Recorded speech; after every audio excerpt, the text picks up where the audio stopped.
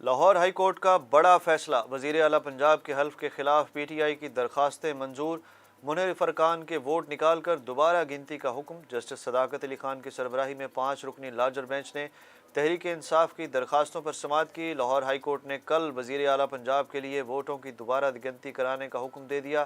Lahore high court نے تحریری فیصلے میں کہا کہ نئے وزیر اعلیٰ کا حلف 2 جولائی کو دن 11 بجے لیا جائے گا۔ تاہم جسٹس ساجد محمود سیٹھی نے اختلافی نوٹ لکھا جس میں حمزہ شہباز کی تعیناتی کا نوٹیفیکیشن معطل کرنے اور عثمان بزدار کو بحال کرنے کی ہدایت دی گئی تھی۔ لاہور ہائی کورٹ کے فیصلے کے خلاف عمران خان کا سپریم کورٹ جانے کا اعلان۔ تحریک انصاف کے چیئرمین اور سابق وزیر اعظم عمران خان نے کہا ہے کہ وزیر اعلیٰ پنجاب کے معاملے پر لاہور ہائی کورٹ کے فیصلے کے خلاف سپریم کورٹ جا رہے ہیں۔ اسلام آباد ہائی کورٹ بار ایسوسی ایشن کی تقریب سے خطاب کرتے ہوئے سابق وزیر اعظم نے کہا کہ پنجاب کے 20 حلقوں کے الیکشن میں مداخلت ہو رہی ہے۔ عمران خان نے کہا کہ سائفر میں کہا گیا عمران خان کو فارغ نہ کیا تو نتائج بھگتنا ہوں گے۔ وزیر اعظم تو میں تھا، کس کو حکم دیا گیا کہ وزیر اعظم کو ہٹا دو؟ پاکستان تحریک انصاف اور مسلم لیگ کاف نے لاہور ہائی کورٹ کے فیصلے کے خلاف سپریم کورٹ سے رجوع کرنے کا فیصلہ کر لیا۔ اسپیکر پنجاب اسمبلی چودھری پرویز الہی نے علی ظفر ایڈوکیٹ کی سربراہی میں قانونی ٹیم سے مشاورت کی۔ قانونی پیٹیشن کی تیاری شروع کر دی گئی۔ اسپیکر پنجاب اسمبلی پرویز الہی نے کہا ہے کہ ہمارے 11 اراکین حج پر اور 7 ملک سے باہر ہیں۔ وزیر اعلیٰ پنجاب کا انتخاب عید کے بعد کرایا جائے۔ فیصلے کے خلاف سپریم کورٹ جائیں گے۔ پی ٹی آئی رہنماؤں نے کہا کہ فیصلے میں کئی خامیاں ہیں۔ پنجاب میں وزیر اعلیٰ کا الیکشن غیر قانونی، غیر آئینی ہے۔ مسلم لیگ نون کے رہنما اور ترجمان پنجاب حکومت عطا تارڑ کا کہنا ہے کہ لاہور ہائی کورٹ نے حمزہ شہباز کا انتخاب کالعدم قرار نہیں دیا اور نہ ہی انہیں عہدے سے ہٹایا ہے۔ انہوں نے کہا کہ بطور وزیر اعلیٰ پنجاب حمزہ شہباز کے فیصلوں کو تحفظ دیا گیا ہے۔ رانا مشہود کا کہنا تھا کہ حمزہ شہباز وزیر اعلیٰ پنجاب ہیں، کل اس عمل پر جتنے بھی خدشات تھے وہ ختم ہو جائیں گے۔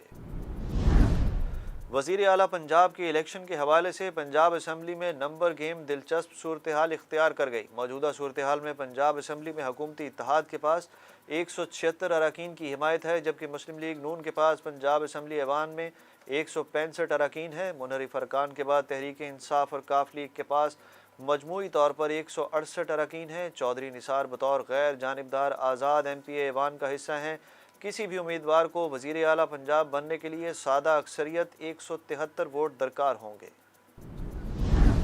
وزیر اعظم شہباز شریف سے سابق صدر پاکستان آصف علی زرداری اور چیئرمین پیپلز پارٹی وزیر خارجہ بلاول بھٹو کی ملاقات میں پیپلز پارٹی نے ایم کیو ایم کے ساتھ معاہدے پر عمل درآمد کا اعادہ کیا۔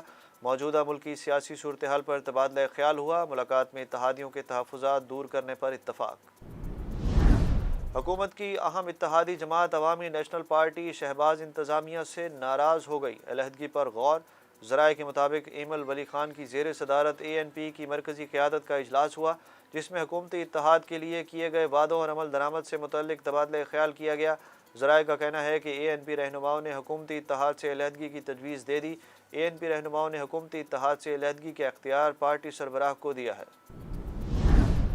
فرح گوگی نیب کے بعد اینٹی کرپشن کے ریڈار پر آ گئیں۔ اینٹی کرپشن پنجاب نے شہریوں کی درخواست پر فرح خان کی کنسٹرکشن کمپنی غوثیہ بلڈرز کے خلاف گجرانوالہ میں ہاؤسنگ سوسائٹی کی ڈیولپمنٹ کے حوالے سے تحقیقات شروع کر دی۔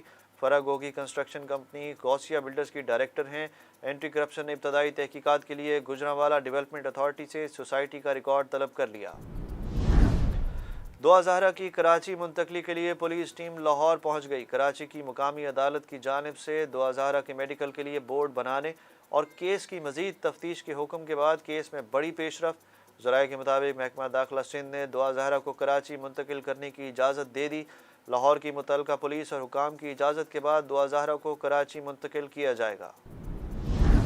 شجاع آباد میں افسوسناک واقعہ۔ تلکوٹ سکول کے پاس گھریلو جھگڑے کے دوران باپ کی فائرنگ سے بیٹا بیٹی جاں بحق ہو گئے، بیوی زخمی۔ پولیس کے مطابق ملزم فائرنگ کے بعد موقع سے فرار ہو گیا۔ ملزم کی گرفتاری کے لیے بھی ٹیم تشکیل دے دی گئی۔ پاکستانی روپے کے مقابلے میں امریکی ڈالر کی قدر میں کمی۔ انٹر بینک میں ڈالر کی قیمت میں 27 پیسے کم ہو گئی۔ مارکیٹ کے اختتام پر ڈالر 204.85 روپے تک پہنچ گیا۔ اوپن مارکیٹ میں ڈالر کی قیمت میں 1 روپیہ کمی ریکارڈ کی گئی۔